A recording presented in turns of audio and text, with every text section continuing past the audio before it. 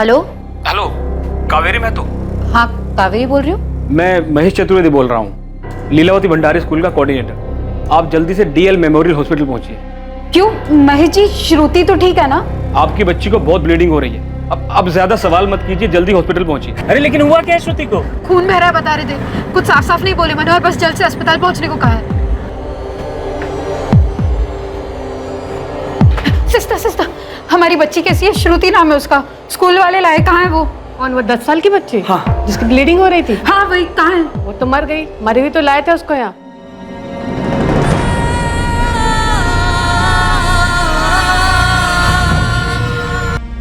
ज्यादा खून बह जाने की वजह से मौत हो गई।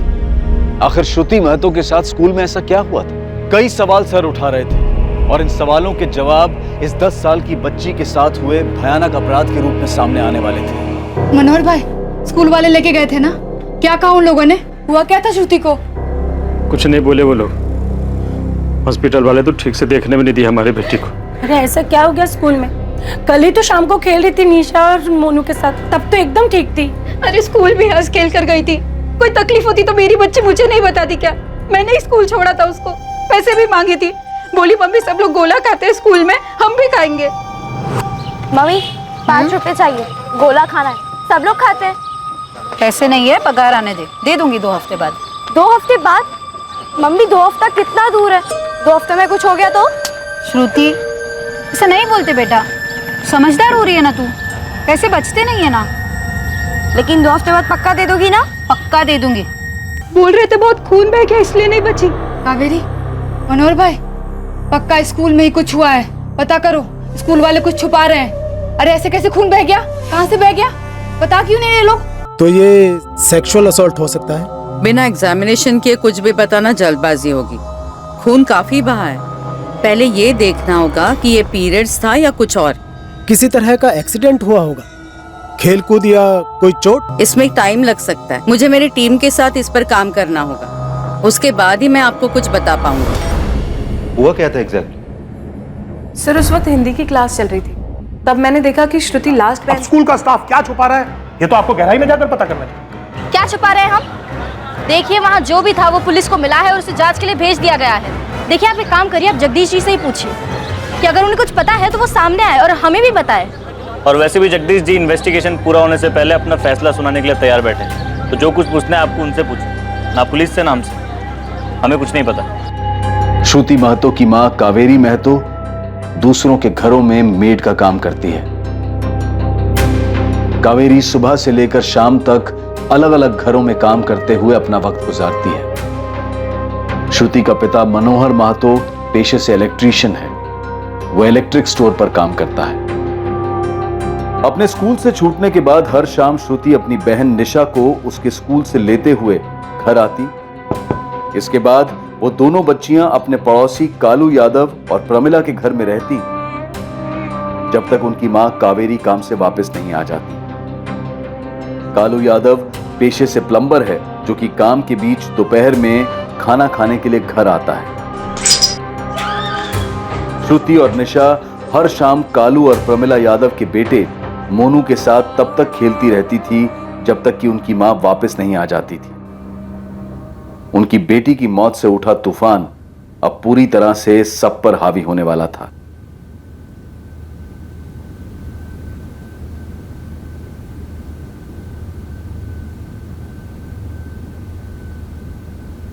मैं ऐसे पुलिस इन्वेस्टिगेशन के बीच में इंटरव्यू कैसे दे सकती हूँ? इन्वेस्टिगेशन होने दीजिए, सच सामने आए, उसके बाद ही मैं कुछ बात कर सकती हूँ। तब तक आप चाहे तो कोऑर्डिनेटर महेश जी से बात कर सकती है। जी, ये क्या बवाल मच रहा है? हम जितना कर सकते थे हमने किया, लेकिन जो सामने आ रहा है वो सुन के सबके होश उड़ जाएंगे। तुम्हें कुछ पता चला है क्या? श्रुति शायद प्रेग्नेंट थी। व्हाट? क्या बोल रहे हो तुम? डॉक्टर रागिनी प्रधान ने बताया पुलिस को। कल पे संजय सिर्फ अंदाजे के बेस पे मैं उस समय कुछ नहीं बताना चाहती थी, लेकिन जब मैंने बाथरूम में ब्लड के साथ वो मांस का टुकड़ा देखा तभी समझ गई थी कि ये फीटस है। तो आपको लगता है वो 10 साल की बच्ची प्रेग्नेंट थी? हाँ, और शायद उसे पिल्स दिए गए थे, इसीलिए उसके शरीर से ये मांस का टुकड़ा बाहर निकल गया। विक्टिम को ब्लीडिंग के साथ जो मांस का टुकड़ा बाहर आया था, दरअसल वो उसके गर्भ में पल रहे फीटस का एक हिस्सा था। उसे पिल दिया गया था और विक्टिम का शरीर अडल्ट के लिए बनाई हुई इस पिल का इम्पैक्ट सहन नहीं कर पाया तो हम ये माने कि बच्ची के साथ सेक्सुअल असॉल्ट हुआ था, राइट? देखिए, ये बताना पुलिस का काम है। हाँ, लेकिन मैं इतना बता सकती हूँ कि उसे प्रेग्नेंट किया गया था, जो कि एक अपराध है। वो 10 साल की बच्ची थी, उसके साथ घिनौना काम किया गया था।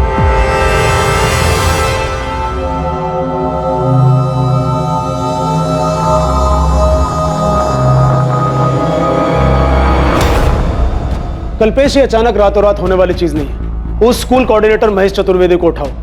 स्कूल में से ही किया है किसी नए बच्ची के साथ। मुझे भी लग रहा है कि ये सब काफी टाइम से चल रहा होगा। जरूरत पड़े तो एक एक स्टाफ से बात करो। सब मिलकर कुछ छुपा रहे हैं। मनोहर, अपनी पत्नी के साथ तुरंत थाने पहुंचो, कुछ बात करनी। जी। पुलिस ने थाने पे बुलाया, जल्दी चलो। कुछ मालूम पड़ा क्या? पुलिस ने क्या बताया मनोहर? हमारी बच्ची के साथ कुछ गलत हुआ था क्या?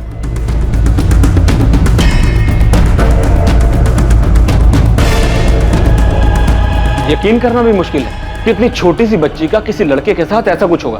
महेश चतुर्वेदी बच्ची के साथ किसी ने गलत किया है, और जब उसे मालूम पड़ा कि बच्ची के साथ क्या हुआ है तो उसे पिल्स दिए गए। इस स्कूल में जितने भी मेल पियंस हैं सबके नाम चाहिए मुझे। लेकिन इंस्पेक्टर, मेल पियून्स को गर्ल्स के कांटेक्ट में आने के लिए परमिशन नहीं है। लड़कियों के लिए फीमेल पियून्स रखी है हमने। निधि जी, असॉल्ट करने के लिए परमिशन की जरूरत नहीं होती। लेकिन जैसा आप बोल रहे हैं वैसा कुछ भी होता तो श्रुति ने कम से कम अपने माँ बाप को कुछ तो बताया ही होता। ऐसा लग रहा है पेट में कुछ हो रहा है और तब बहुत दर्द होता है। क्या हो रहा है श्रुति? मालूम नहीं, लेकिन 2-3 दिन से उल्टियां भी हो रही है। मनोहर, कावेरी, आप लोगों को इस बारे में जो कुछ भी पता है बिना हिचकिचाए बताएं। क्या बता दे साहब, ये सच नहीं है। हमारी बच्ची किसी लड़के के साथ ऐसा नहीं कर सकती। सिर्फ 10 साल की थी वो। हम भी आपकी तकलीफ समझते हैं। आपकी बच्ची के साथ जो कुछ भी हुआ हम भी उस पर उतने ही हैरान हैं। 10 साल की उम्र ना समझ होती, उसे तो पता भी नहीं होगा कि उसके साथ क्या हो रहा है। मुझे तो अभी भी समझ में नहीं आ रहा कि आप लोग हमसे ये क्या पूछ रहे हैं। अगर ऐसा कुछ होता तो श्रुति हमें नहीं बताती क्या? जब मैंने उसे स्कूल छोड़ा तो वो ठीक थी, उसको कोई दर्द कोई तकलीफ कुछ नहीं थी, और अब आप हमारी बच्ची के बारे में ये कैसी बात कर रहे हैं? देखिए, हमें डॉक्टर से जो कुछ पता चला वही आपको बता रहे हैं। स्कूल वालों से पूछताछ हो रही है, लेकिन हो सकता है कि जिसने भी ये सब कुछ किया वो स्कूल से बाहर का हो, शायद आपके गली मोहल्ले का। आपको किसी पर शक है? नहीं साहब, जानते नहीं तो ऐसे कैसे किसी का नाम ले ले। लेकिन मोहल्ले में सब जानते थे हमारी बच्ची को। जमाना हो गया हमें यहाँ रहते हुए। यहाँ ऐसा कोई नहीं कर सकता। सुनो, इसमें 2 गोलियां हैं। अरे बच्ची थी वो साहब, सिर्फ 10 साल की थी। किसने किया उसके साथ ये सब? पूरा शहर यही जानना चाहता है कि आपकी बेटी के साथ क्या हुआ, कैसे हुआ। हम उस अपराधी को पकड़कर श्रुति को न्याय दिलवाना चाहते हैं, लेकिन उसने अपने घर में क्यों नहीं बताया, क्यों छुपाया? इसका मतलब उसे डराया गया, फुसलाया गया, या फिर शायद उसे समझ ही नहीं आ रहा था कि उसके साथ क्या हो रहा है। आपको कभी शक नहीं हुआ कि वो किस दर्द से गुजर रही है?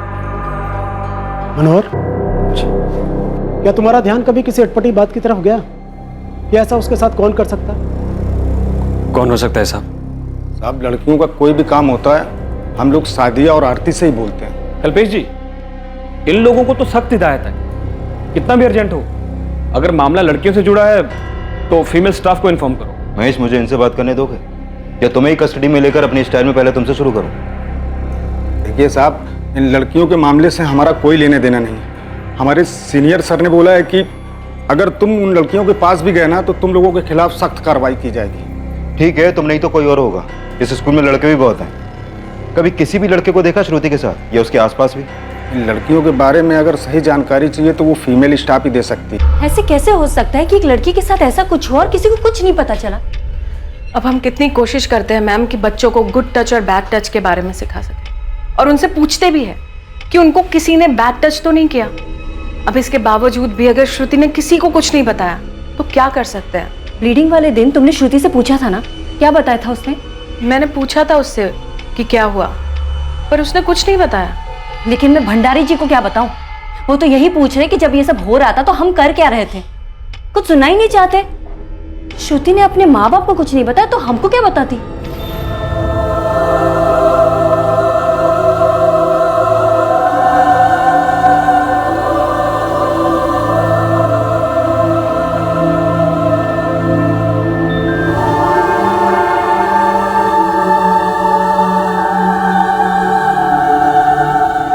साल की थी वो कालू, उसको बड़े लोगों की बातों का क्या पता होगा। और ये बात हजम नहीं होती है कि उसने कावेरी बहन को कुछ नहीं बताया। मुझे तो लगता है ना पुलिस वाले कुछ गड़बड़ कर रहे हैं। अनाप शनाप बातें कर रहे हैं श्रुति के बारे में, और अब तो लोग भी बात करने लगे हैं किसके साथ थी, किसने किया, कौन था। क्या लगता है आपको, किसने किया होगा उसके साथ ऐसा? ऐसे मुझसे क्या पूछ रहे हो प्रमीला? मुझे क्या पता किसने किया होगा ऐसा।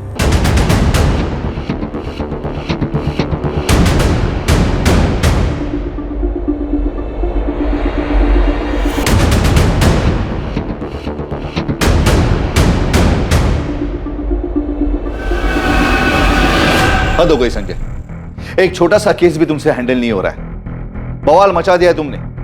हर पेपर, हर चैनल पे बस वो 10 साल की बच्ची है। सर, हम बहुत से लोगों से बात कर रहे हैं इस केस के बारे में। हमसे बात करने के बाद ना जाने कौन मीडिया में लीक कर देता। हम किस किस को रोके सर?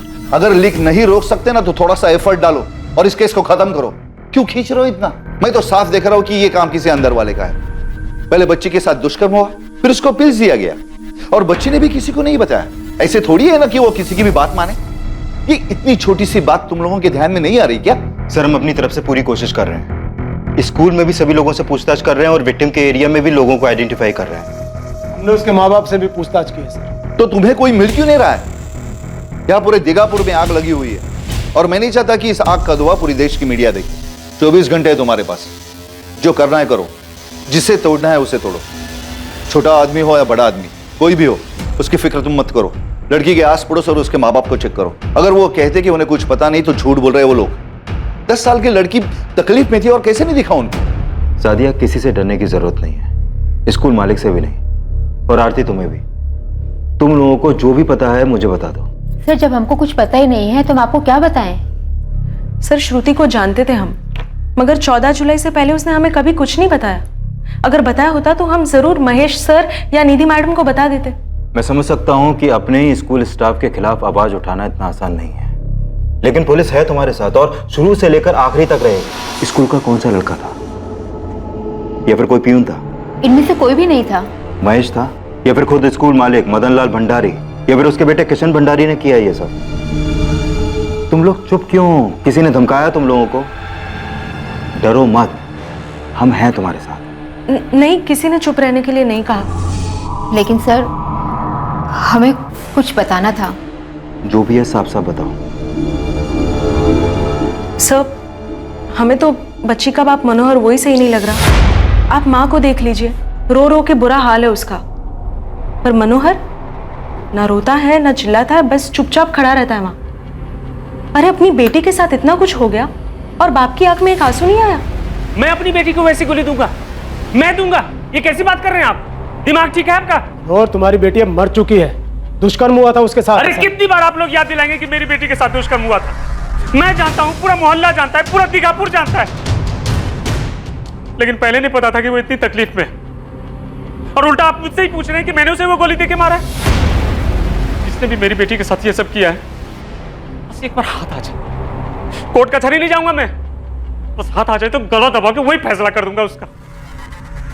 जिस वक्त पुलिस अपराधी का पता लगाने की कोशिश कर रही थी, उन्हें 14 जुलाई के एक महत्वपूर्ण पहलू के बारे में पता चलने वाला था, जब श्रुति महतो स्कूल में थी। क्या इस पहलू की भूमिका श्रुति महतो के साथ हुए हादसे से जुड़ी हुई थी?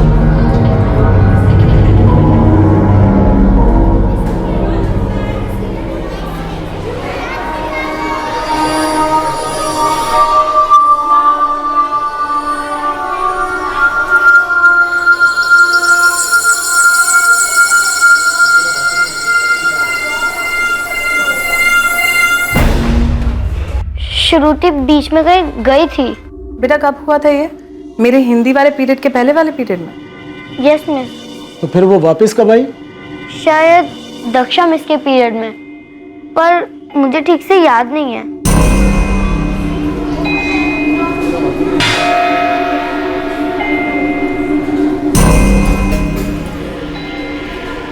वो वापस आई और चुपचाप अपना सिर बेंच पर रखकर सो गई। तुमने ये बात हमें पहले क्यों नहीं बताई प्रिया, कि श्रुति बाहर गई थी? सॉरी मिस, मुझे नहीं पता था कि श्रुति के साथ ऐसा होगा। बेटा, उसने कुछ बताया कि वो कहाँ जा रही है, किससे मिलने जा रही है? नहीं। उस वक्त तो क्लास में बहुत से लोग थे। किसी से तो कुछ कहा होगा। बेटा तुम्हें सिखाया था ना गुड टच और बैड टच के बारे में, याद है? Yes miss. तो श्रुति ने कभी तुम्हें बताया था कि कोई उसे बैड टच कर रहा है? नहीं मिस, श्रुति ने तो ऐसा कभी कहा ही नहीं। किसी लड़के के बारे में बताया था? कोई परेशान कर रहा था क्या उसे? नहीं। एक्सक्यूज मी, बोलो कल्पेश, कुछ मिला? एक स्ट्रॉन्ग लीड मिली है सर। नाम बताओ, कौन है वो? सर इंसिडेंट 14 जुलाई का था और हमें ये लीड खबरी नेटवर्क से 19 जुलाई को मिली है, यानी कि श्रुति के डेथ के 4 दिन बाद। खबर पक्की थी? लग रही थी सर, क्योंकि श्रुति उस घर से काफी करीब थी, उसका खाना पीना और सोना था वहां पर। शायद इसीलिए बच्ची कुछ बोल नहीं पाई हो, क्योंकि वो एक्यूज्ड के करीबी थी।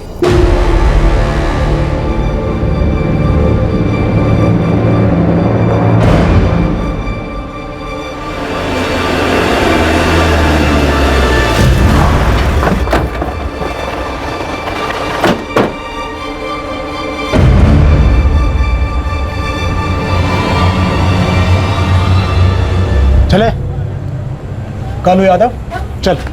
क्यों साहब? कालू को कहाँ लेके जा रहे हैं सर? चल चल चल, बताते हैं ना। अरे सिर्फ पूछेंगे क्या किया था, कैसे किया था, बता देना बस। मुझसे क्यों पूछेंगे साहब? क्योंकि तू जानता है। पहले तू बताना, उसके बाद इसे उठाएंगे। वो अपना बताएगा, तू अपना बता। निकल। लेकिन साहब, अरे साहब, मुझे डरो मत, गोली नहीं मारेंगे, सिर्फ सवाल पूछेंगे। अगर बता दे तो सब कुछ ठीक, नहीं तो अगला नंबर मनोहर का है। लेकिन सर क्यों लेके जा रहे हैं? प्रमिला, मनोहर भाई, अरे क्यों लेके गए इनको? अरे फंसा देंगे ये लोग, कुछ तो कीजिए। मनोहर भाई कुछ तो कीजिए, फंसा के रख देंगे ये लोग। क्यों लेके गए, कहाँ लेके गए? अपनी तरफ से चेक किया तुम लोगों ने? भरोसे के लायक तो है ना ये लीड? बिल्कुल भरोसे के लायक है सर। विक्टिम के माँ बाप ने तो नाम तक नहीं लिया था उसका। अपनी इंफॉर्मेशन मिलने के बाद ही उठाया है हमने कालू। संजय, सच उगलवाओ उससे। इस केस की चर्चा असेंबली तक पहुंच गई है, केस क्लोज करना है। श्रुति ने क्यों नहीं बताया उसका नाम? नहीं मनोहर, मुझे नहीं लगता कि कालू भाई ऐसा करेंगे उसके साथ। मुझे तो कुछ समझ नहीं आ रहा कि पुलिस ले क्यों गई है उनको। मुझे भी कुछ समझ में नहीं आ रहा है कावेरी।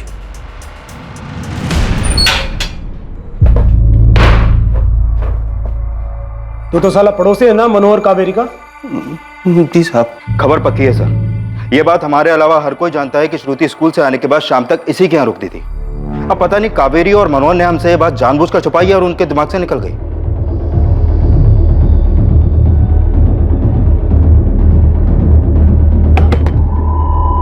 अरे श्रुति, आ जाओ बेटा। तुम अकेले आई हो? निशा कहाँ है? उसका स्कूल में स्पोर्ट्स चल रहा है, वो 1 घंटे बाद छूटेगी, तब जाकर ले आऊंगी।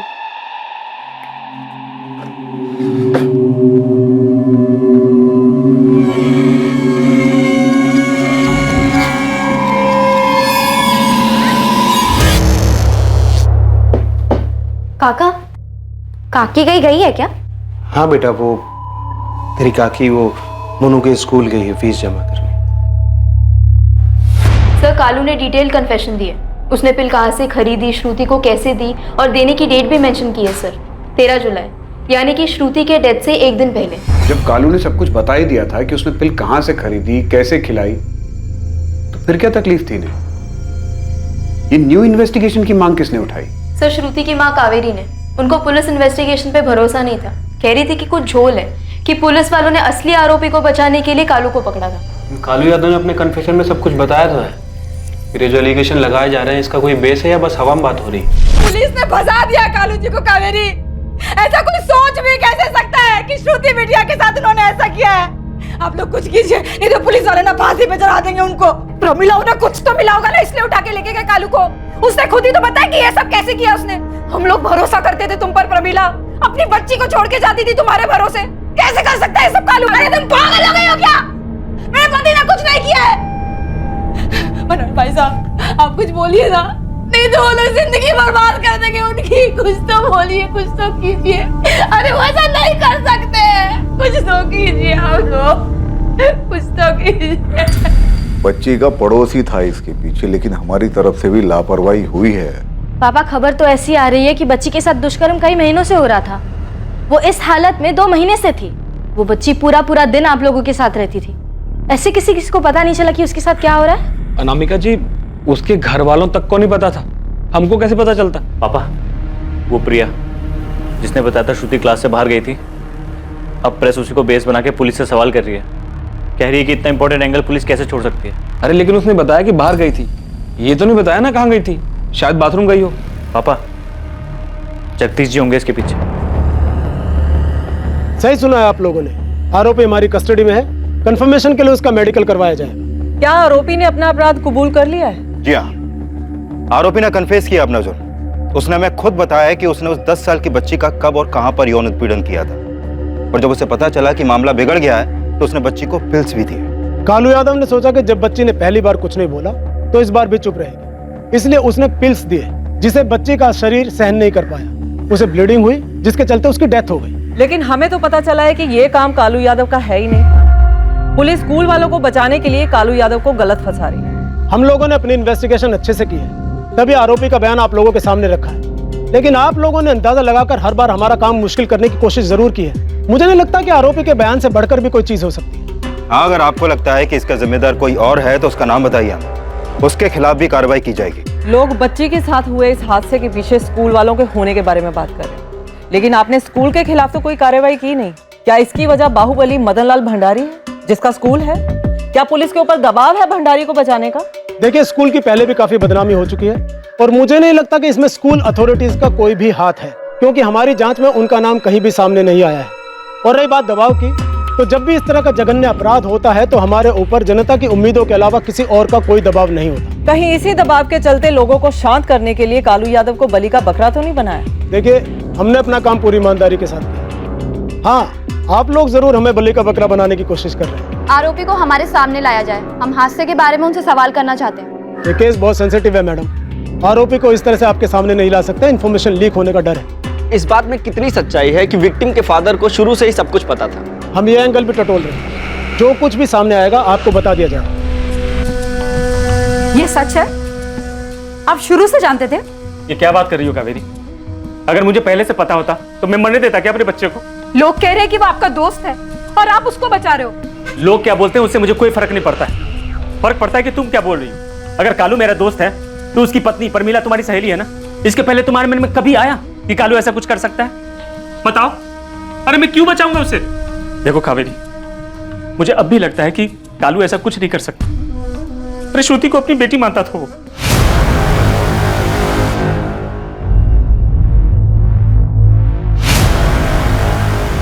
पुलिस ने जिसे आरोपी बनाया है वो कालू यादव पीड़िता का पड़ोसी, पीड़िता के पिता का अच्छा दोस्त है। पुलिस ने कालू यादव को हिरासत में लिया है। उनका दावा है कि वही असली मुजरिम है, लेकिन हमारे सूत्रों का कहना है कि पुलिस स्कूल अथॉरिटीज और स्कूल ऑनर के दबाव में है और उन्हें बचाने के लिए कालू यादव को गिरफ्तार किया गया। क्या दीघापुर रेप केस में असली आरोपियों को बचाने की कोशिश की जा रही है? क्या पीड़िता के साथ हुए अपराध का जिम्मेदार स्कूल में से ही कोई है? हमारे सूत्रों ने हमें बताया है कि पीड़िता की मां स्कूल की भूमिका की जांच के लिए एप्लीकेशन दे रही है। इस बात की बहुत ज्यादा संभावना है कि पीड़िता के दर्द की जो कहानी हमें पुलिस से पता चली है वो सच्चाई से कोसों दूर हो। और इस बात में भी कोई हैरानी नहीं होगी कल को अगर उस 10 साल की बच्ची के साथ हुई इस अमानवीय घटना के पीछे कोई और साजिश निकल आए। इस अपराध में जो नया नाम सामने आ रहा है उसे सुनकर चौंक जाएंगे आप सब लोग। ये एक बड़ा नाम है जिसने 10 साल की बच्ची का फायदा उठाया। इस खबर पर ज्यादा जानकारी के लिए बने रहिए हमारे साथ। इस खबर का एक एक पहलू हम आप तक पहुंचाते रहेंगे। बने रहिए हमारे साथ। केस में अब एक बहुत बड़ा मोड़ आने वाला था। अटकलें लगाई जा रही थी कि इस अपराध की गहराई में कोई बड़ा नाम शामिल है। क्या ये मोड़ इस केस में खुद आया था या फिर इस केस को घुमाने के लिए ये मोड़ जानबूझकर लाया गया?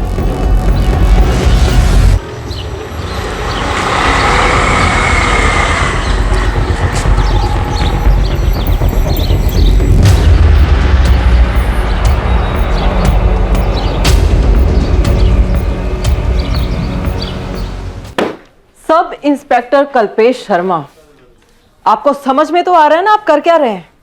एक जर्नलिस्ट को धमकी दे रहे हैं आप। बिल्कुल समझ में आ रहा है, और यह भी समझ में आ रहा है कि जर्नलिज्म के नाम पर सरकारी मुलाजिमों के काम में बाधा डाल रही हैं आप लोगों की कोई गड़बड़ी पकड़ी जाए तो जानबूझकर उसे बाधा का नाम दे दो। जानबूझकर फेक न्यूज बना रही हैं आप। अब जाहिर सी बात है बेवजह तो कर नहीं रही होंगी ये सब।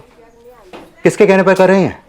कितने पैसे मिले हैं सब करने के लिए मुझे आपको? उकसाने की कोशिश मत कीजिए आप। ये इल्जाम मैं आप पे भी लगा सकती हूँ, इनफैक्ट मैं तो खुलेआम आप पे इल्जाम लगा सकती हूँ। आखिर पूरे डिपार्टमेंट के साथ मिलकर फेक इन्वेस्टिगेशन जो चला रहे हैं, वरना किशन भंडारी, इसका नाम कैसे गायब है आपकी इन्वेस्टिगेशन से? आपने छोड़ दिया उसे, हम नहीं छोड़े। मेरी पूरी टीम जा रही है भंडारी के घर उससे सवाल पूछने के लिए, और उसके बाद सवाल आपसे भी पूछे जाएंगे और आपके सीनियर्स, उनको भी सवाल पूछे जाएंगे। पहले हम पूछेंगे, फिर पूरे देश की मीडिया सवाल पूछेगी। कह दीजिए अपने सीनियर्स जब आप तैयार रखें। केस को री इन्वेस्टिगेट कराने और भंडारी फैमिली से पूछताछ कराने के लिए ये रहा विक्टिम की मां कावेरी माथो का एप्लीकेशन। इनके पास स्कूल ओनर मदनलाल भंडारी के बेटे किशन भंडारी के खिलाफ इस क्राइम में शामिल होने वाली अहम जानकारी है। अगर ये जानकारी थी तो पुलिस को पहले से क्यों नहीं बताया, और अचानक ये जानकारी कहां से आ गई? बताया है किसी ने, उस स्कूल में से ही अनजान फोन आया था। गलत आदमी पकड़ा है पुलिस ने कावेरी जी, ये कालू यादव का काम नहीं है। फिर किसने किया है? किसी स्कूल वाले ने ही। किसने? किशन भंडारी, स्कूल के मालिक मदनलाल भंडारी का बेटा। किसने बताया? नाम नहीं बताया उसने। नाम नहीं बताया, लेकिन ये बता दिया कि स्कूल से फोन कर रहा है। फोन कावेरी को आया, लेकिन मुझे यकीन है कि आपको नाम जरूर पता होगा देविका जी, क्योंकि लोगों को भड़काने और इन्वेस्टिगेशन में टांग अड़ाने के अलावा एनजीओ वालों को और कोई काम नहीं है क्या? जबान संभालिए ऑफिसर। आप भी अपनी जुबान काबू में रखिए देविका जी। कावेरी, इनकी बातों में आकर गुमराह मत होना। हमने सही आरोपी को पकड़ा है। कालू ने अपने अपराध की पूरी जानकारी दी है और ये नया किस्सा लेकर आ गई है अपना एजेंडा पूरा करने के लिए। इनकी बातों में मत आना, ये तुम्हारा इस्तेमाल कर रही है। गुमराह तो आप लोगों ने किया हमें कालू भाई के खिलाफ।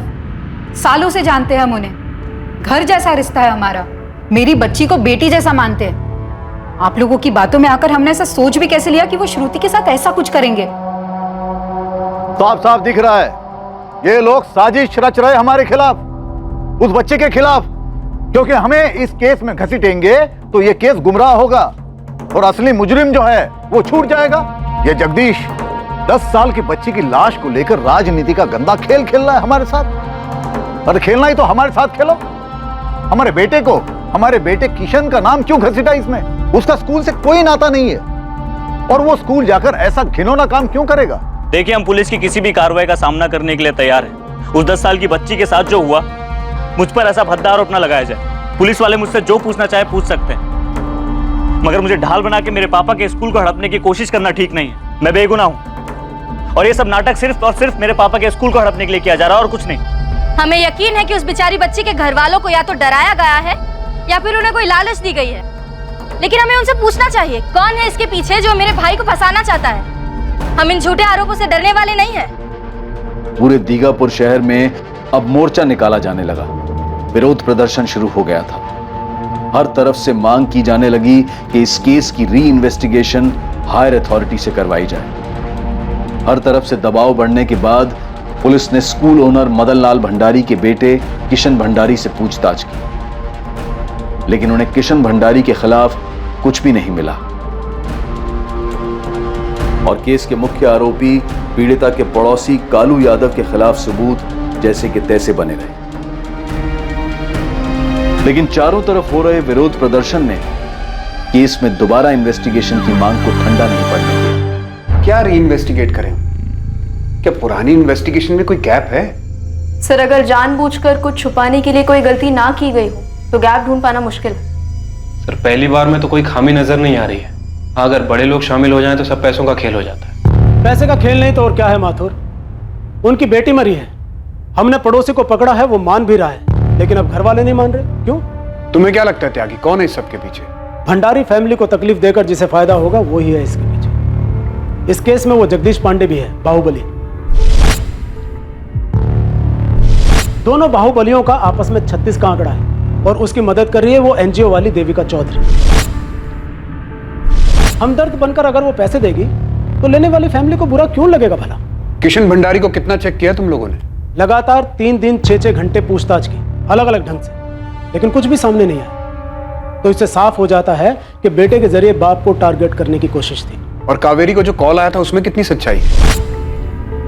फोन तो आया था पर पीसीओ से, और फोन करने वाले का अब तक कुछ पता नहीं चला है। लेकिन एक बात श्योर हो गई है कि अक्यूज्ड कालू की वाइफ प्रमिला और विक्टिम की फैमिली आपस में मिले हुए। खुद विक्टिम की फैमिली? हैरानी हो रही है माथुर? पैसे में बहुत वजन होता है, मजबूत से मजबूत कंधों को झुका देता है। और इस केस में भी ऐसा ही हुआ। जब लगा कि बेटी तो चली गई, अब वापिस आ नहीं सकती, तो चलो पैसे चुन लो, तो चुन लिया पैसा। और कालू को बाहर निकालने का भी एक ही तरीका था कि इस पूरी इन्वेस्टिगेशन पर ही सवाल खड़े कर। इन्वेस्टिगेशन के दौरान तुमसे कुछ छूट गया हो त्यागी? कोई छोटी मोटी बात? कालू यादव की डिटेल्ड कन्फेशन तुम्हारे पास है, एक एक पल का ब्यौरा। ध्यान से पढ़ना, अगर कोई भी सवाल आए तो मैं तो यहीं हूं। नाटक चल रहा है माथुर, बच्चे की लाश पर रंगमंच सजा रखा है। हेलो। हेलो, कौन? PSI Lalit speaking, crime branch. आप लोग इस केस पर हो? कौन बोल रहा है? जिंदा रहना है ना साहब, इसलिए अपना नाम नहीं रखा। बिना नाम के खबर की क्या वैल्यू? मुझे फेमस होने का कोई शौक नहीं है। बाकी खबर है प्रिंसिपल साहिबा निधि दाहिया के पास। बहुत राज छुपे हैं इस कुर्सी के नीचे। सोचिए जरा, स्कूल की बच्ची के साथ ऐसा होता है, वो भी स्कूल में ही, लेकिन अस्पताल ले जाते हैं 2 मेड। क्यों? इतनी हालत खराब थी कि बच्ची रास्ते में ही मर गई। और बाकी लोग वहीं क्यों नहीं गए? क्यों नहीं गया? अब बिना नाम के और कितना खबर लेंगे साहब, दिमाग लगाइए। क्यों एक मरती हुई बच्ची को उन 2 मेड्स के साथ भेजा गया? बाकी सब वहीं क्यों रुक गए? हेलो, नंबर ट्रेस हो रहा है। मुझे लगता है कि ये वही आदमी है जिसने कावेरी को किशन का नाम बताया था। सर, या फिर ये कहे कि किशन के नाम पे भड़काया था, जैसे त्यागी सर ने कहा कि यहाँ हर कोई एक ही मकसद के पीछे है, पैसा। क्या कहा कॉलर ने? कि सिर्फ मेड्स को भेजा गया, बाकी लोग वहीं रुक गए? जी, लेकिन कारण नहीं बताया उसने। बाकी लोग सीन ऑफ क्राइम पर सबूत मिटाने के लिए रुक गए होंगे। लेकिन सर, सीन ऑफ क्राइम पे तो डॉक्टर रागिनी प्रधान और एफएसएल दोनों को बुलाया था। लेकिन अर्चना, ऐसा तो नहीं है कि सीन ऑफ क्राइम क्रिएट नहीं किया जा सकता। इन्वेस्टिगेशन को अपने तरीके से चलाने के लिए चीजें रिक्रिएट की गई हो। लेकिन सर, अगर ऐसा है तो फिर वहां पे कुछ बदला क्यों नहीं? और सबसे बड़ी बात, किसी ने कुछ नोटिस क्यों नहीं किया? सब कुछ मिला वहां पे, वो ब्लड मिला, वो मांस का टुकड़ा मिला। उसी से पता चलता है कि लड़की के साथ एक्चुअल में क्या हुआ था और क्या नहीं। सर, मुझे लगता है कि ये सारी कहानी विक्टिम की फैमिली की तरफ से खेली गई है, पैसों के लिए और कालू को बचाने के लिए। और वैसे भी भंडारी का नाम शामिल हो जाने से लोगों की सिंपैथी मिल जाती है। सबको लगता है कि किसी गरीब आदमी को मिलकर सबने फंसाया है। अगर ऐसा है तो ठीक है, पता लगाते हैं कि क्या वाकई में कोई साजिश है। लेकिन मुझे ऐसा लगता है कि इस केस में सिर्फ उतना नहीं है जितना दिखाई दे रहा है, बल्कि कहीं बहुत गहरे में कुछ दबा है। सच क्या था, झूठ क्या था? वो कौन था जिसने सच बोला था और कौन था जिसने सच छुपाया था?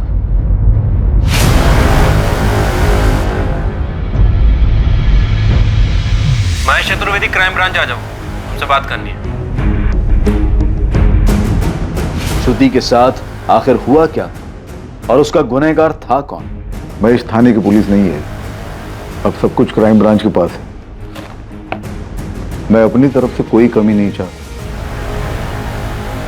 लेकिन कुछ गड़बड़ नहीं होनी चाहिए, समझ गए?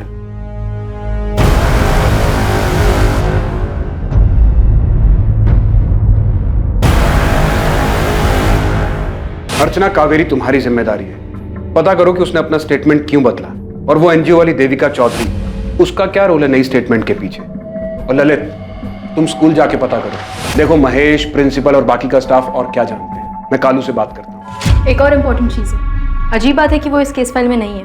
क्या मिसिंग है? डिटेल पोस्टमार्टम रिपोर्ट अब तक फाइल नहीं हुई है। नहीं हुई है? नहीं, हमसे छूटी नहीं है। डिटेल्ड रिपोर्ट अभी तक हमें मिली नहीं है, तो हम उसे अटैच कैसे कर दें? अपडेट तो होगा कल्पेश की कब तक आने वाली है। अब ये तो नंदिता जी ही बता सकती हैं कि रिपोर्ट कब तक तैयार होगी। 1-2 दिन और लग जाएंगे, जैसे हो जाएगा मैं आपको फोन करती हूँ। इन्वेस्टिगेशन के हिसाब से श्रुति के साथ जो कुछ हुआ उसका जिम्मेदार कालू यादव था, तो उसका डीएनए मैच किया गया था? नहीं, ऐसी कोई रिक्वेस्ट नहीं आई हमारे पास। और मैंने डॉक्टर रागिनी प्रधान का इंटरव्यू देखा था टीवी पर, लेकिन वो तो हमारे मेडिकल इन्वेस्टिगेशन टीम का हिस्सा है ही नहीं। मतलब ये डॉक्टर रागिनी प्रधान आपकी टीम में नहीं है?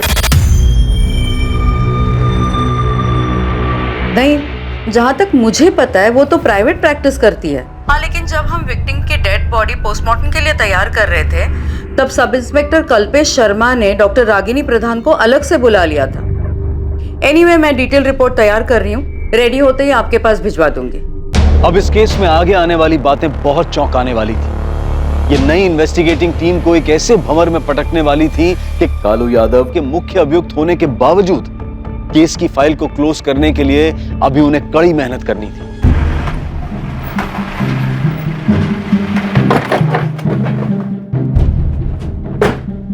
कावेरी में तो हाँ, अर्चना कश्यप, क्राइम ब्रांच से। आपको आपकी बेटी के केस के बारे में दोबारा नई टीम से जांच करवानी थी ना? जी। अब वो जांच हम करेंगे। प्रमीला यादव। जी।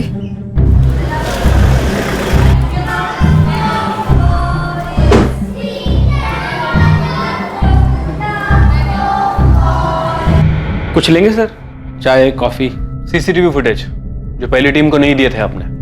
और सीसीटीवी तो अभी लगना शुरू हुआ है श्रुति का केस होने के बाद, और सब जगह लगवा रहे हैं। आप चाहें तो चेक कर सकते हैं। महेश, मुझे 5 मिनट में तुम, निधि दहिया और दक्षा जायसवाल एक साथ यहाँ पर चाहिए।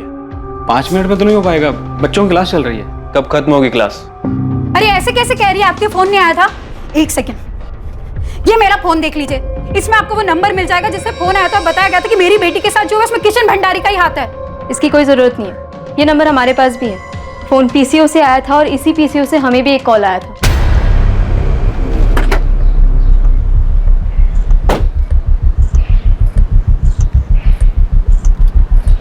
बोलो भाई। Crime branch.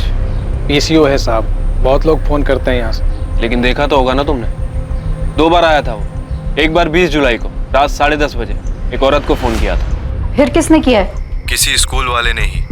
और दूसरी बार 25 जुलाई को दोपहर 3:30 बजे मुझे फोन किया था। PSI Lalit speaking, crime branch. आप लोग इस केस पर हो? अब 1 रुपया मिलता है साहब एक फोन का, क्या याद रखो? कोई याद होता तो बता देता मैं। देख, कोशिश कर उस आदमी को याद करने के लिए, बहुत ही काम का आदमी है वो हमारे लिए। आप मुझे थोड़ा वक्त दीजिए, मैं कोशिश करता हूँ। अगर 2 बार आया है तो हो सकता है मोहल्ले का ही हो, अगर फिर से देखूंगा तो याद आ जाएगा। लेकिन साहब ये भी तो हो सकता है कि बाहर का हो और सिर्फ फोन करने के लिए यहाँ पे आया।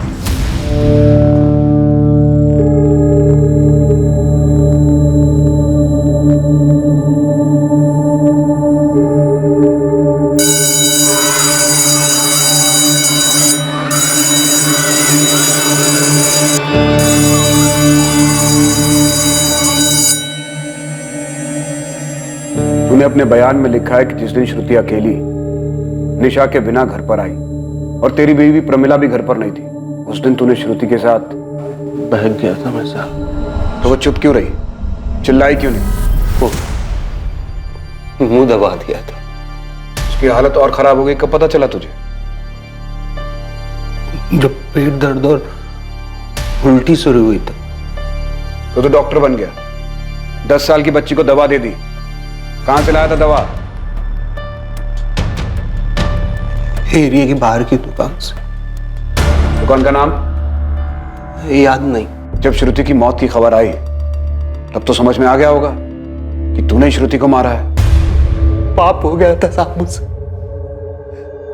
साहब मैं पापी हूं साहब, मुझे फांसी दे दो साहब। साहब मुझे मार दो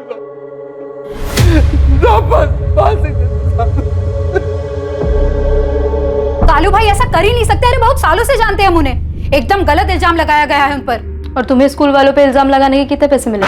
अरे ओ मैडम, आप भी मिली हुई हो स्कूल वालों से? अब पिछली बार जो पुलिस आई थी उनसे? एक औरत हो के एक औरत के बारे में ऐसा सोच भी कैसे सकती हैं आप? किसी ने पैसे नहीं लिए मैडम, और नहीं मेरे पति ने कुछ किया है। प्रमीला यादव, तुमसे भी बात करूंगी मैं, पहले कावेरी से कर ले। सच बोल रही है प्रमिला। श्रुति और निशा दोनों बेटी जैसी है कालू भाई के लिए। ना मुझे ना मेरे पति को लगता है कि वो ऐसा कुछ कर सकते हैं। पहले तो तुम कुछ नहीं कहना चाहती थी, फिर वही एक फोन आया और तुमने सारी बात मान ली। क्यों? किसका फोन? और कालू को अरेस्ट करने के 1 दिन बाद ही ये फोन क्यों आया? हाँ, अगर कोई शुभचिंतक ही था तो पहले क्यों नहीं बताया उसने? मुझे पहले भी लगता था कि कालू भाई श्रुति के साथ ऐसा कुछ नहीं कर सकते, उनका हाथ नहीं है इसमें। अरे जिसकी बेटी मरी उसकी बात तो आप लोग सुन ही नहीं रहे हैं। 13 तारीख की रात को हम सब साथ खाना खा रहे थे, सब ठीक था, हंसी मजाक चल रहा था। हम लोग खाना खा रहे थे और श्रुति खेल रही थी, निशा के साथ मस्ती कर रही थी। मुझे डांट लगाना पड़ा उसे कि खेल रोककर खाना खा ले। मैंने अगली सुबह उसे स्कूल छोड़ा। हंस रही थी, खुश थी, हर रोज की तरह। मर्द नहीं समझ सकते, लेकिन आप तो औरत है, आप तो समझ सकती है। सोचिए, एक 10 साल की लड़की को 1 दिन पहले दवाई दी गई क्योंकि उसे बहुत दर्द हो रहा था और किसी को पता नहीं चलता। और ऐसा दर्द उसकी माँ से छुपा हुआ रह सकता है? बताइए जरा। माना कि नहीं छुपा सकती, लेकिन फिर आप लोगों ने ये बात पहली वाली टीम के सामने क्यों नहीं उठाई? अरे मैडम, चिल्ला चिल्ला के कहा था, लेकिन सुनना क्या चाहते थे वो लोग? कालू भाई को पकड़ने के बाद बस जैसे तैसे मामला खत्म करना था। आप देविका जी से पूछ लीजिए, वो थी साथ में जब मैंने बोला था। और देविका इस केस में कैसे आई? आपने बुलाया या खुद घुस गई? क्या फर्क पड़ता है मैडम, उनके रहने ना रहने से सच बदल जाएगा? सच बदलेगा नहीं, लेकिन सच बदलने की कोशिश जरूर की जा सकती है। आपकी बेटी की मौत हुई है, तकलीफ में थी वो। अब जानती है ना, अगर आप झूठ बोल रही है तो आप खुद उसके साथ अन्याय कर रही है। मैं अन्याय कर रही हूँ मेरी बच्ची के साथ? अरे आप लोग समझ ही नहीं रहे, ऐसा दर्द तो एक औरत भी सहन नहीं कर पाती है। श्रुति तो फिर भी बच्ची थी, सिर्फ 10 साल की, मेरे बगल में सोती थी। मुझे नहीं पता चलता क्या? वो चुप नहीं बैठती, मुझे बताती। मुझसे बेहतर मेरी बेटी को कौन जान सकता है? मैं नहीं मानती कि आप लोग जो कह रहे हो वो सच है।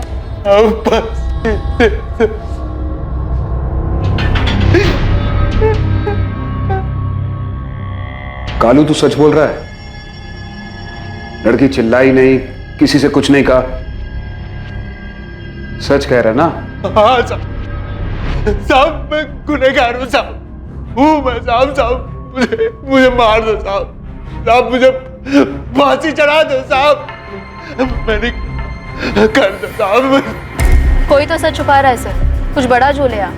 या तो कावेरी और प्रमिला दोनों भर भर के झूठ बोल रहे हैं, या तो फिर कालू को अपनी बलि देने का शौक चढ़ा है। ऐसा कैसे हो सकता है? दोनों पार्टी के बयान अलग हैं। मतलब साफ है कि दोनों में से कोई तो झूठ बोल रहा है। सर, ये दो बाहुबलियों की वर्चस्व की लड़ाई है, कोई आपसी रंजिश हुई होगी इनकी।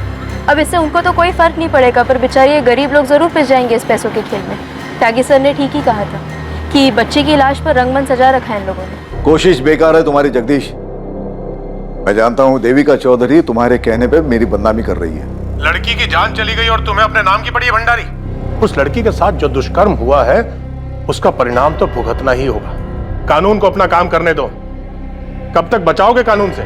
जगदीश, ये कानून की पट्टी किसी नौसिखिए को पढ़ाना। मदनलाल भंडारी नाम है मेरा। लाख कोशिश कर लो, मेरा बाल विवाह का नहीं कर पाओगे तुम। और इसे चेतावनी समझो या धमकी, अगर तुम नहीं रुके तो मैं शुरू हो जाऊंगा। फिलहाल तो मेरी सलाह मानो भंडारी, और अपने स्कूल को बचाओ। इन क्राइम ब्रांच वालों के हाथ कुछ लग गया ना तो ताला लगा देंगे तुम्हारे स्कूल पर भी और तुम्हारे बेटे की आजादी पर भी। क्यों अस्पताल नहीं गए श्रुति के साथ? मतलब क्या कहना क्या चाहते हैं आप? अरे हमें तो जैसे ही पता चला तुरंत हम उसकी मदद में लग गए थे। तो फिर ये मदद आप लोगों ने आगे तक क्यों नहीं की? हाँ, क्यों सिर्फ 2 मेड के सहारे उस दर्द में कराती हुई बच्ची को छोड़ दिया आपने? हिंदी जी, आप तो प्रिंसिपल हैं, आपने जिम्मेदारी लेकर क्यों किसी और को नहीं भेजा बच्ची के साथ? उतना खून देखने के बाद कुछ समझ में नहीं आ रहा था, पर फिर भी मैंने डॉक्टर को बुलाया, लेकिन उसे आने में वक्त लगता, इसलिए महेश जी ने तुरंत फैसला लिया और बच्ची को हॉस्पिटल भिजवा दिया। मैंने खुद डीएल मेमोरियल फोन किया और उन्हें बताया ताकि वो पहले से अपनी तैयारी करके रखें। हाँ, और आप लोग यहाँ पर अपनी तैयारी कर लें। देखिए, आप तीनों को एक बात मैं अच्छी तरह से बता दूं, मुझे सिर्फ सच सुनना है। किशन भंडारी ने किया ना ये? वो यहाँ रोज आता था या फिर कभी कभी? सर, किशन जी का स्कूल के मामलों से कुछ लेना देना नहीं होता। मैं नाम लेकर पूछ रहा हूँ, शायद पिछली टीम ने नाम नहीं लिया था। क्या रोल क्या है किशन भंडारी का स्कूल चलाने में? कोई रोल नहीं है। आप भी यही कहेंगी दक्षा जी? मैनेजमेंट के बारे में मुझे कुछ नहीं पता, मैं सिर्फ एक टीचर हूँ यहाँ पर। आप तीनों मेरी एक बात कान खोलकर सुन लीजिए, अपराधी की मदद करना भी अपराध है।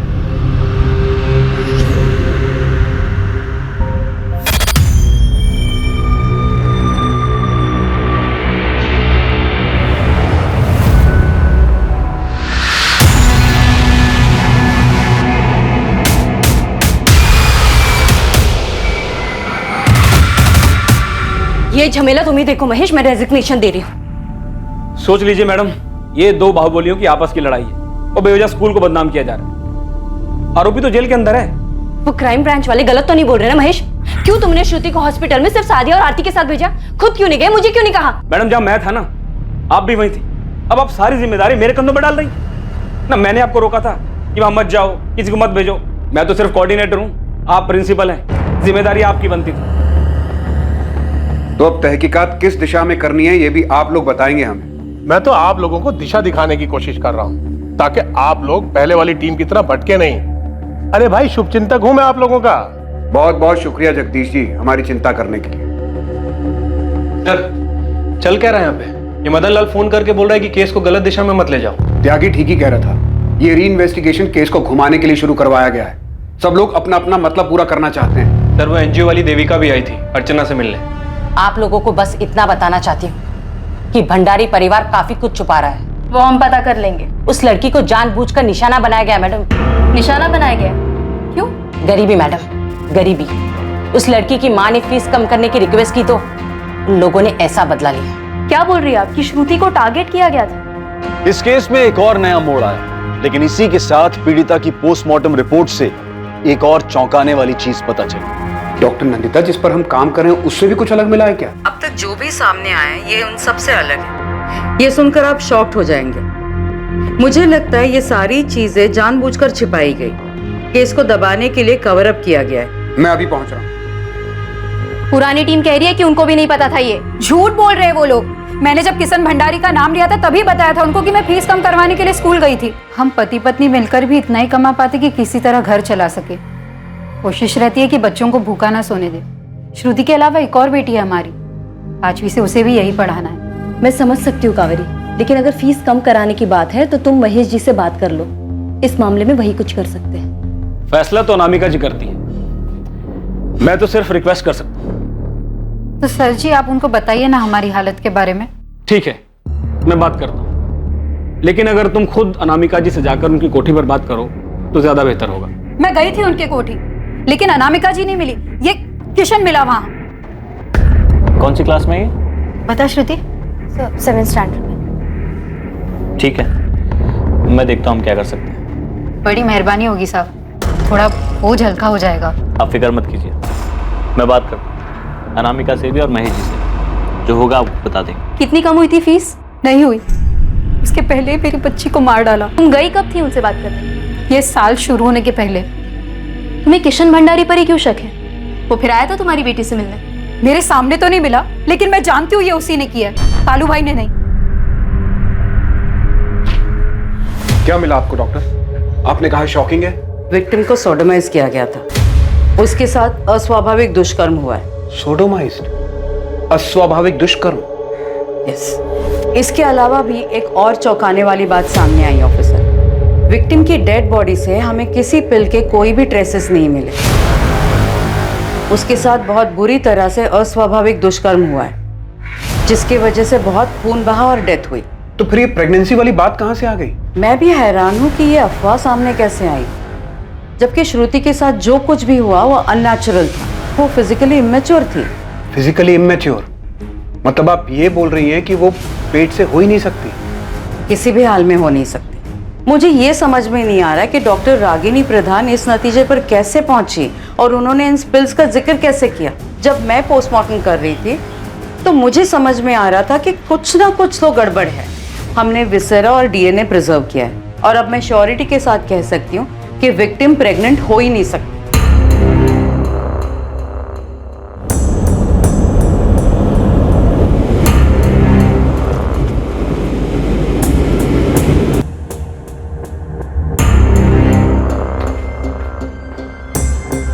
सर, श्रुति की मां कावेरी का कहना है कि वो श्रुति की स्कूल फीस कम करवाने के लिए किशन भंडारी से मिली थी, और वो एनजीओ वाली देविका, उसने भी कहा है कि इसी वजह से श्रुति को टारगेट किया गया था। सर, मैंने एफएसएल ऑफिसर आशीष त्रिवेदी से बात की है। सर, आशीष ने श्रुति प्रेग्नेंट थी ही नहीं। सर, उसकी पोस्टमार्टम रिपोर्ट में सामने आया है कि उसके साथ अस्वाभाविक दुष्कर्म किया गया था, इसीलिए उसे ब्लीडिंग हुई, और वो फिजिकल इनमैच्योर थी, इसलिए वो प्रेग्नेंट तो हो ही नहीं सकती थी। लेकिन सर, ये थ्योरी इन्वेस्टिगेशन में कहां से आई? और अगर ये बात सच है तो फिर अभी तक हम लोग किस पर काम कर रहे थे? सर, अगर ब्लीडिंग अस्वाभाविक दुष्कर्म की वजह से हुई थी तो शायद उसके साथ जो हुआ था वो स्कूल में ही हुआ होगा, और वो भी ब्लीडिंग शुरू होने से थोड़ी देर पहले। बहुत से लोग शामिल हैं इसमें, सबने मिलकर खेला है नाटक। सबसे पहले तो डॉक्टर रागिनी प्रधान से मिलना पड़ेगा, और उस एफएसएल ऑफिसर से भी। कैसे मिले उन्हें टॉयलेट में अंश? कैसे पहुंचे इस थ्योरी पे जो पॉसिबल ही नहीं है? 4 बजे आ जाइए। आप ऐसे अंदर कैसे आ गए? Crime branch. देखिए ऑफिसर, अभी मेरा पेशेंट देखने का आपने 10 साल की बच्ची को प्रेग्नेंट कैसे बताया? क्या बेस था आपके पास? एक्सक्यूज मी ऑफिसर, वहां मुझे पुलिस ने बुलाया था। मैंने वहां बाथरूम में ब्लड के साथ मांस का अंश पड़ा हुआ देखा था। उससे मुझे जो समझ में आया बता दिया। आप वो रिपोर्ट दिखाइए जो आपने सबमिट की थी। रिपोर्ट? कौन सी रिपोर्ट? मैंने कोई रिपोर्ट नहीं दी। मैंने पुलिस से सिर्फ इतना कहा था कि इस बात की संभावना है उस बच्ची को पिल्स दिए गए थे जिसकी वजह से मांस का टुकड़ा बाहर आ गया था। आपने इतने सेंसिटिव केस में संभावनाओं पे थ्योरी खड़ी कर दी। इसका दोष आप मुझे मत दीजिए ऑफिसर। मैंने सिर्फ पहली नजर में दिखने वाली बात कही थी, ये नहीं कहा था कि ऐसा ही हुआ होगा। हाँ, बल्कि ये जरूर कहा था कि वो लोग पोस्टमार्टम की रिपोर्ट ही मानेंगे, वही काम आएगी। देखिए ऑफिसर, मुझे वहां पुलिस ने बुलाया था और मेरे एक्सपीरियंस से जो मुझे समझ में आया वो मैंने बता दिया। और आपने कभी सोचा है कि आपकी ये रिपोर्ट भी गलत हो सकती है? आपके पोस्टमार्टम के डॉक्टर्स भी बिकाऊ हो सकते हैं। आखिरकार दो बाहुबलियों के बीच की लड़ाई है और इससे ज्यादा सवाल अगर आपको पूछने हैं तो अपने डिपार्टमेंट वालों से पूछिए, पिछली टीम के लोगों से पूछिए। ये देखो,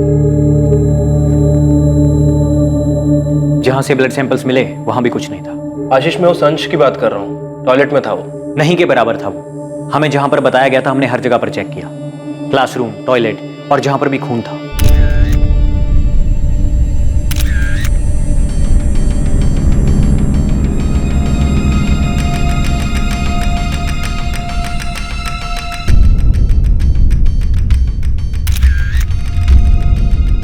मैं जानता हूं कि तुम उस अंश के बारे में बात कर रहे हो जो टॉयलेट से मिला था, लेकिन मुझे लगता है वैसा है नहीं जैसा बोला जा रहा था।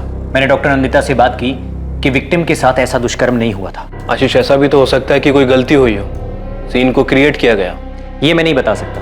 हम उन्हीं चीजों को जांचते हैं जो क्राइम सीन से मिली होती हैं। इसमें मैं क्या सीन क्रिएट कर सकता हूँ? उसके साथ अस्वाभाविक तरीके से दुष्कर्म हुआ था। बहुत बुरे तरीके से हुआ था। डॉक्टर जयदेव का मानना है कि जिस अंश के बारे में बात हो रही है वो आंतों का टुकड़ा हो सकता है। हाथों का टुकड़ा?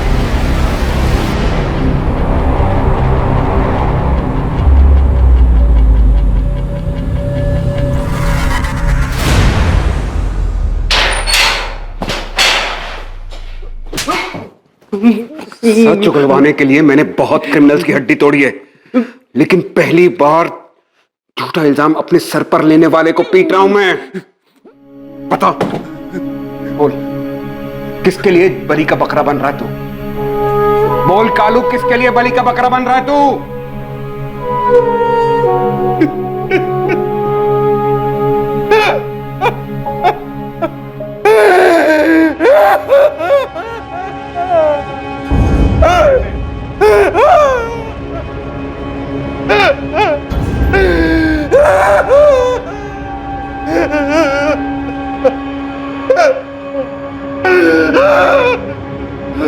पानी पी।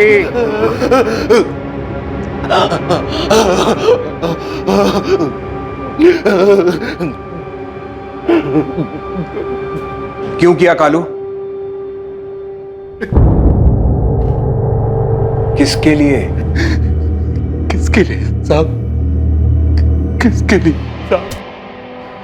पहले वाले साहब दिन रात मारते थे, ऐसा लिटा के,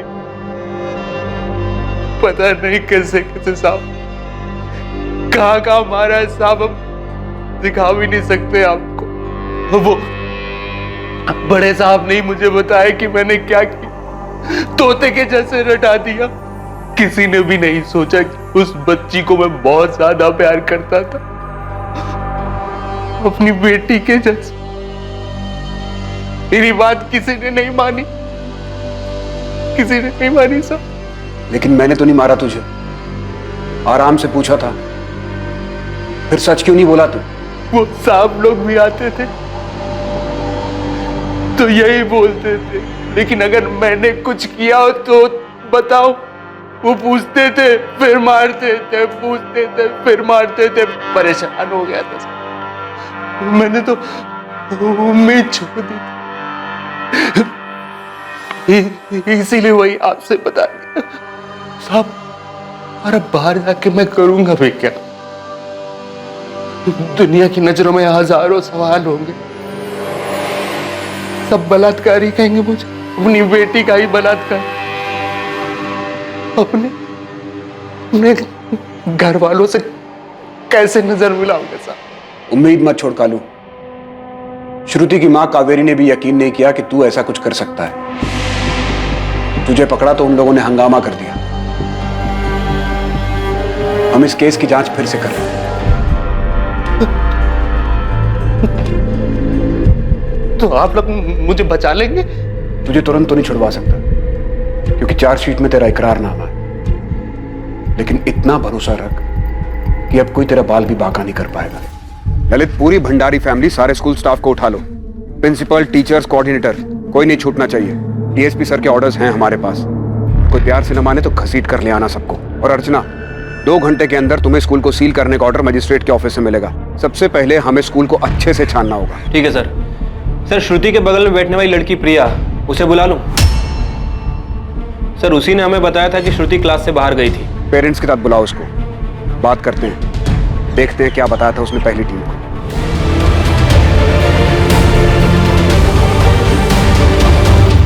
मेरी तरफ इशारा कर रहे हो माथुर? इशारा नहीं कर रहा हूं त्यागी, सीधे सीधे पूछ रहा हूं। इस केस में तुमने अपराधियों के साथ मिलकर काम किया? जो मुंह में आए बको मत, सोच समझ कर बोलो। हमने वही किया जो इन्वेस्टिगेशन में पता चला, और ये पोस्टमार्टम की रिपोर्ट तो अभी आई है ना।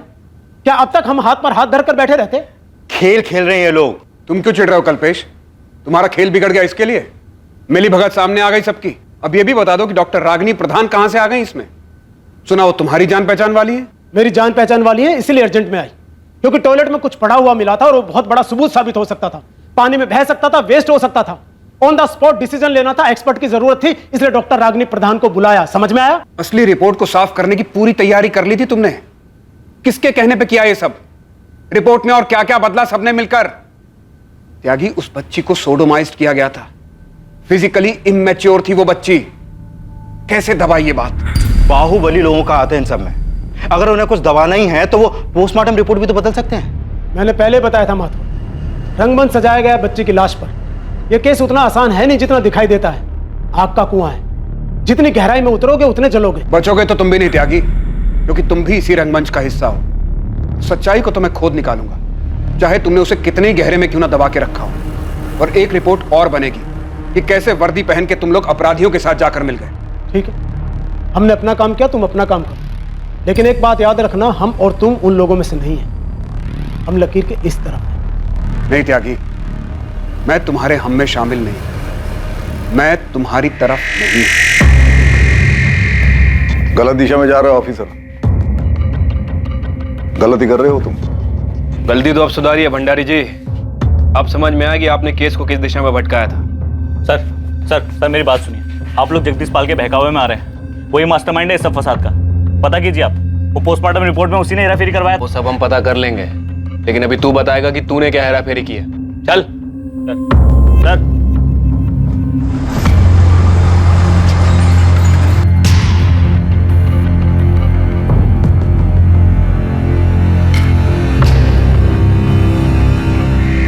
आपकी बच्ची की मौत का इस्तेमाल कर रहे हैं लोग कावेरी जी।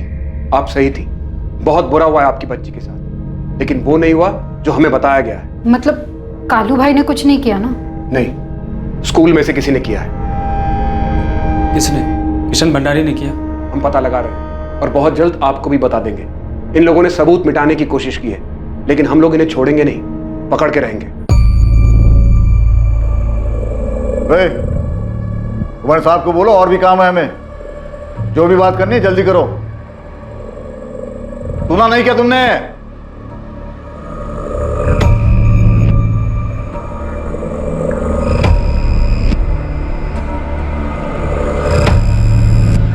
प्रिया, क्या देखा था आपने? श्रुति दक्षा मिस की क्लास के पहले बाहर गई थी। कहाँ गई थी बेटा? पता नहीं अंकल, मैं क्लास में थी, लेकिन मुझे लगा उसको किसी ने बुलाया था। मैंने ये बात पहले भी बताई थी। आपने ये बात पहले बताई थी? वो जो दूसरे पुलिस वाले अंकल है ना, उनको। श्रुति को किसने बुलाया था ये देखा तुमने?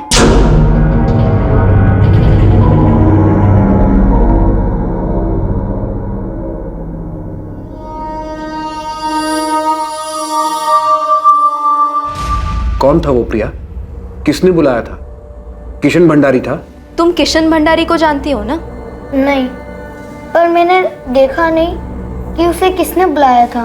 डरो मत बेटा, हम जानते हैं वो कोई स्कूल वाला ही था, है ना? कौन था वो? पता नहीं अंकल, पर मैंने सच्ची में नहीं देखा।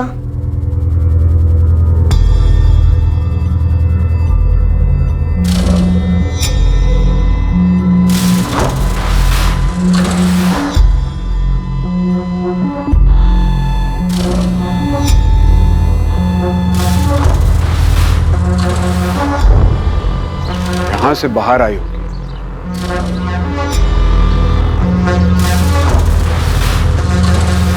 सर इस तरफ तो क्लासरूम्स हैं, बहुत ज़्यादा बच्चे होंगे, हो सकता है कि इस तरफ गई हो।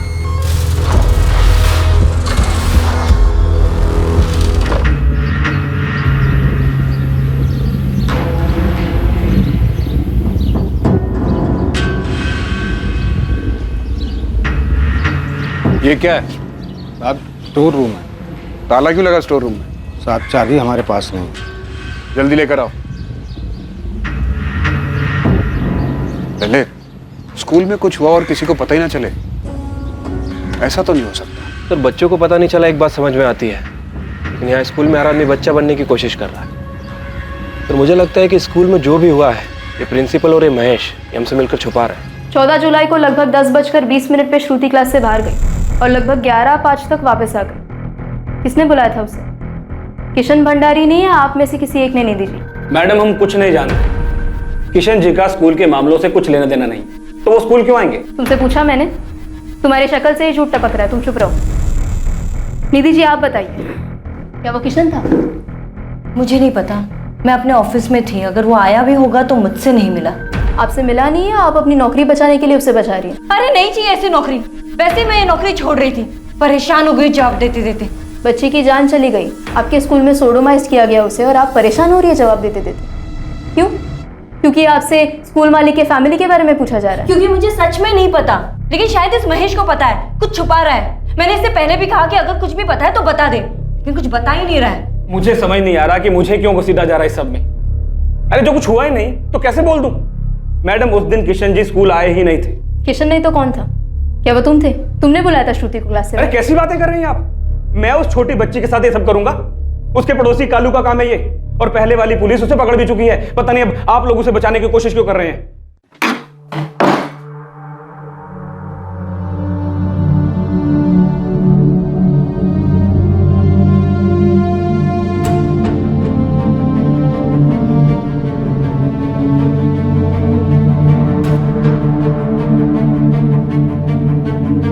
इस कमरे से कभी कोई सैंपल ही नहीं लिया गया सर, शायद इसीलिए फॉरेंसिक रिपोर्ट में इस कमरे का कोई जिक्र ही नहीं है। इस कमरे पर किसी का ध्यान ना जाए इस बात की पूरी कोशिश की गई होगी।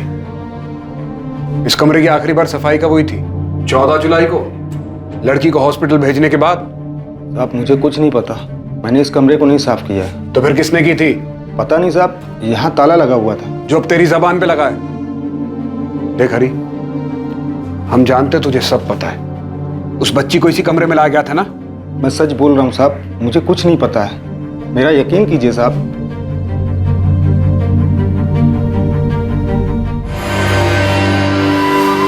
इंस्पेक्टर तुम जानते नहीं कि मदन लाल भंडारी कौन है, वरना कल दोपहर से इस तरह हमें यहाँ पे बिठा के नहीं रखते तुम।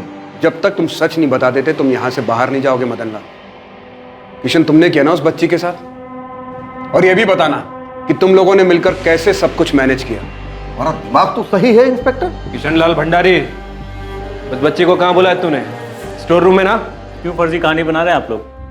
हाँ, मेरे पापा का नाम खराब करने के लिए, मुझे फंसाने के लिए? सर सच यही है कि मैं वहां गया ही नहीं था, मैं स्कूल नहीं गया था, मैं वहां जाता ही नहीं हूं सर। और इस नई कहानी के लिए तुमने और तुम्हारी पोस्टमार्टम टीम ने जगदीश से कितने लिए हैं? तुमने कितने दिए थे इंस्पेक्टर त्यागी, सब इंस्पेक्टर कल्पेश और डॉक्टर रागिनी प्रधान को? तुम नहीं जानते मैं क्या कर सकता हूँ। ये क्राइम ब्रांच है, यहाँ हम जो चाहें वो कर सकते हैं तुम्हारे और तुम्हारी फैमिली के साथ। तुम कुछ नहीं कर पाओगे। नामिका भंडारी, माना किशन भाई है तुम्हारा, लेकिन इसने 10 साल की छोटी सी बच्ची के साथ हैवान जैसा सलूक किया है, फिर क्यों बचा रही है इसे? कुछ नहीं किया है मेरे भाई ने। इंस्पेक्टर तुम जब तक तुमसे ना पूछूं चुप रहो।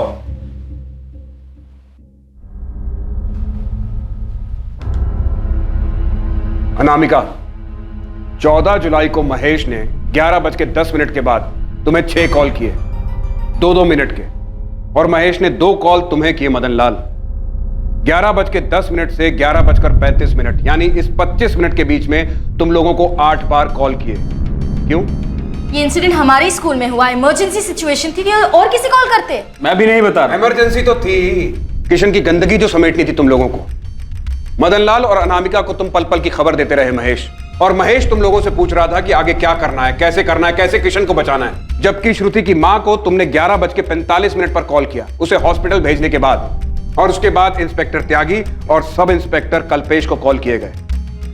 ये रहे सारे कॉल रिकॉर्ड्स। इन कॉल रिकॉर्ड से कुछ नहीं साबित कर पाओगे तुम इंस्पेक्टर।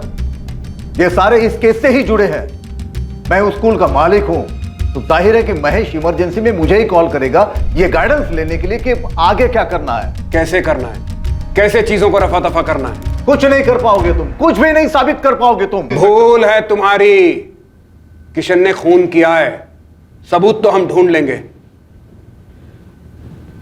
मेडिकल नहीं हुआ ना तेरा? चल तेरा मेडिकल करवाते हैं, देखते हैं अब कैसे बचेगा तू। सब बेवजह टाइम वेस्ट कर रहे हैं आप लोग। इन सब का अरेस्ट पुलिस डायरी में नोट कर लेना, ताकि रिकॉर्ड रहे कि एक्शन हुआ था। मेरा फोन लाओ। सर यहाँ फोन देना अलाउड नहीं है। तो जाके इंस्पेक्टर त्यागी तक मेरा एक मैसेज पहुंचा दो। सर यहाँ मैसेज देना भी अलाउड नहीं है। अर्चना, इनकी एकता में फूट डालो। मुझे लगता है इनमें कमजोर कड़ी महेश है, वो सब जानता है और टूट भी सकता है। उससे कहो कि सब सच बता देगा तो बच जाएगा। जी सर, लेकिन क्या आपको लगता है कि हमारी मेडिकल काम आएगी? सिर्फ मेडिकल से काम नहीं चलेगा, इन्वेस्टिगेशन में बहुत गड़बड़ है, हमें कोई स्ट्रॉन्ग गवाह चाहिए। इससे काम नहीं बनेगा। लेकिन डॉक्टर नंदिता, उसने जबरदस्ती किया था बच्ची के साथ, तो उसके प्राइवेट पार्ट पर इंजरीज आई होंगी। बिल्कुल आई होगी, पर आज की तारीख देख रहे हैं आप। इंसिडेंट 14 जुलाई को हुआ था, अच्छा खासा टाइम बीत चुका है। गलती तो हुई है। पहली वाली टीम ने पब्लिक प्रेशर में आके उसे कस्टडी में तो लिया, लेकिन किशन का मेडिकल नहीं कराया, वरना सच कब का सामने आ जाता। श्रुति की बॉडी से आप लोगों को कोई डीएनए, कोई सेमेन कुछ मिला? कैसे मिलता माथुर, बहुत खून बह चुका था, और ऊपर से वो 2 मेड्स, उन्होंने सफाई में कोई कसर नहीं छोड़ी थी। अब हमें भी कोई कसर नहीं छोड़नी चाहिए। ये लोग इतनी आसानी से मुंह खोलने वाले नहीं है। खेल खेला इन्होंने, हम भी खेल खेलेंगे। वो महेश ही, अर्चना, हमें जो चाहिए वो महेश ही दे सकता है। महेश को ऑफर दो कि सरकारी गवाह बन जाए, उस सब कुछ बता दे तो बच जाएगा। सिर्फ यही एक तरीका है। हमें किशन को पकड़ने के लिए कुछ स्ट्रॉन्ग सबूत चाहिए। केस में हुई गड़बड़ असली मुजरिम को बाहर जाने का रास्ता देने के लिए की गई लग रही थी। लगातार इंटेरोगेशन के बाद भी संदिग्धों की चुप्पी असली आरोपी और पुलिस के बीच दीवार बनकर खड़ी थी। महेश चतुर्वेदी, जो शायद इकलौता ऐसा इंसान था जिसे इस अपराध के बारे में सारी जानकारी है, वो अपनी जुबान से टस से मस नहीं हो रहा था और किसी भी हालत में कुछ भी बताने के लिए तैयार नहीं था। किशन भंडारी के मेडिकल से भी कुछ मिलने की आस बहुत कम थी। मैंने कहा था इससे काम नहीं बनेगा, आप लोगों ने बहुत देर कर दी। किया तो उसी ने है, जमकर कूटेंगे तो मान भी लेगा। तो कोर्ट में पलट जाएगा, तब क्या करेंगे आप? स्टोर रूम का क्या हुआ?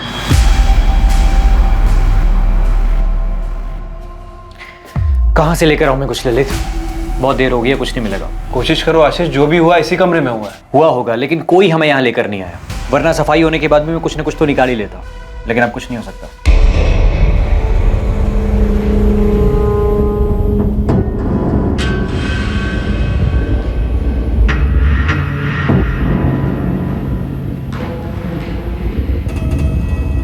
नहीं किया तूने, कुछ नहीं होने दूंगा तुम्हें। बस 1-2 दिन रुक जा, बेल हो जाएगी हमारी।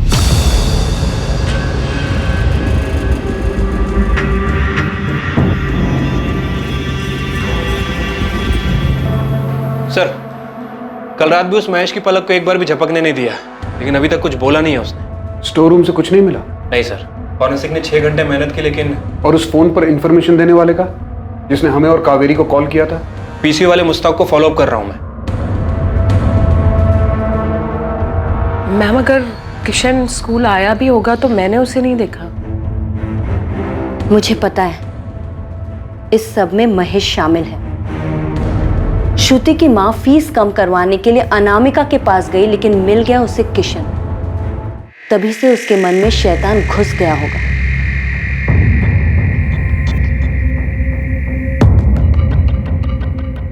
हमने भले ही उसे नहीं देखा, लेकिन किशन स्कूल जरूर आया होगा। क्राइम ब्रांच वाले बोल रहे हैं कि जो कुछ भी हुआ है वो स्कूल के स्टोर रूम में हुआ है।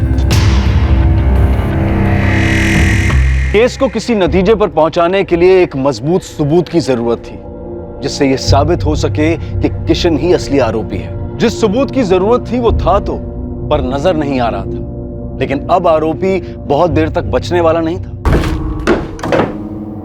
ये ड्रेस तो आप पहले ही देख चुके हैं, इसमें सिर्फ खून है। डॉक्टर नंदिता, हॉस्पिटल आते वक्त श्रुति ने ये ड्रेस पहना था? हाँ, इसी में आई थी वो।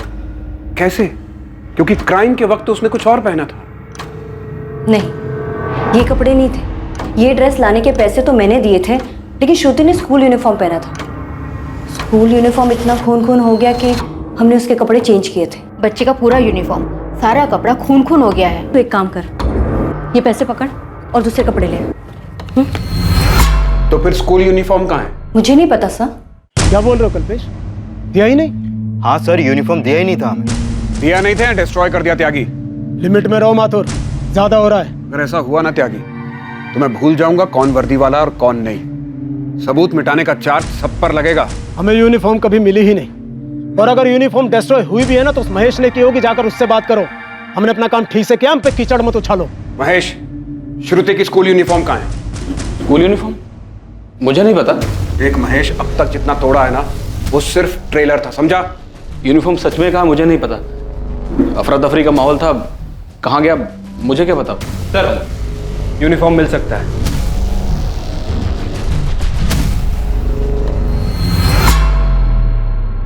आरती और साध्या, श्रुति के कपड़े तुम दोनों ने बदले थे ना? हाँ, हमने ही बदले थे। स्कूल यूनिफॉर्म पहना था उसने। अभी कहाँ पर है वो? सर, श्रुति का बैग और यूनिफॉर्म स्कूल में ही था। महेश सर ने बोला कि दोनों को पैक करके उसके घर पे दे दो, तो मैंने दे दिया। दादी, ये यूनिफॉर्म श्रुति के बैग में डालो और उसके घर पर दे दो। बाकी कोई काम होगा तो बताता हूँ।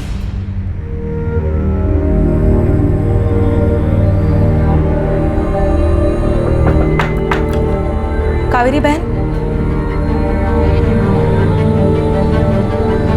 ये श्रुति का बैग, कपड़े भी है इसमें।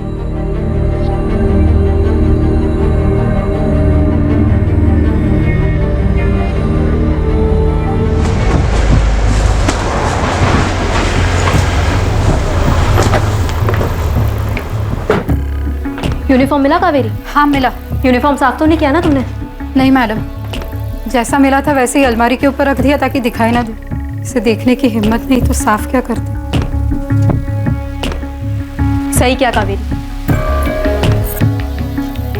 खून तो सूखा ही था, लेकिन अगर इसमें सीमन गिरा है तो मुझ पे छोड़ दो, मैं डीएनए निकाल कर आपको दे दूंगी। डू इट नंदिता, जो हो सके वो करो।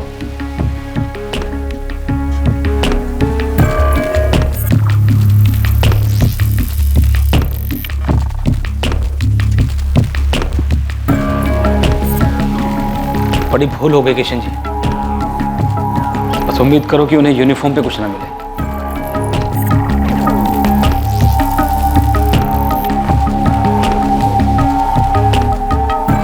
श्रुति, हाँ वो 7th क्लास में है ना, उसकी माँ को फीस कम करवाना था उसका। हाँ जानता हूँ। हाँ तो लेके आ उसको, मैं बात करता हूँ। ठीक है, बुलाता हूँ। हाँ ऐसे नहीं, स्टोर रूम में लेके आ।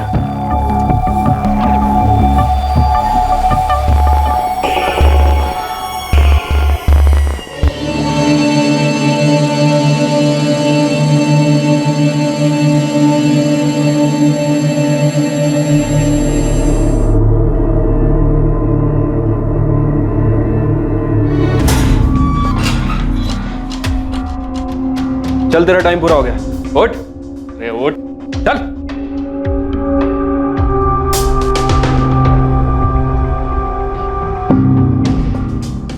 तुम्हारा एविडेंस मेरे हाथ में है माथुर। मैच हो गया? हाँ मैच हो गया। श्रुति के कपड़ों से जो सीमन मिला था वो किशन भंडारी के डीएनए से मैच हो गया। मिल गया, उसी कमीने ने किया है। साइंटिफिक एविडेंस मिला है सर, इससे बेटर और क्या होगा।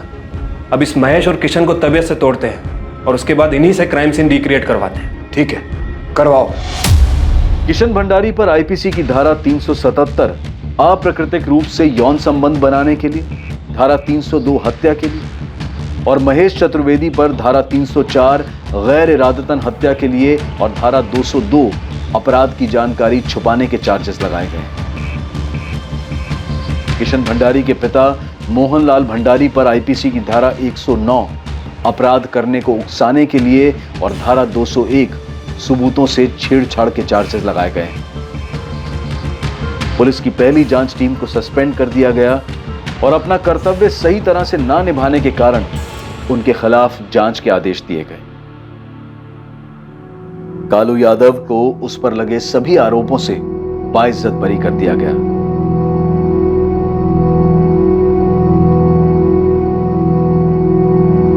कावेरी अपनी बेटी को न्याय दिलाने के लिए लड़ी और आखिरकार उन रसूखदार और ताकतवर लोगों तक पहुंची जिन लोगों ने जुर्म से भागने के लिए बहुत कुछ किया था। कोई खबर?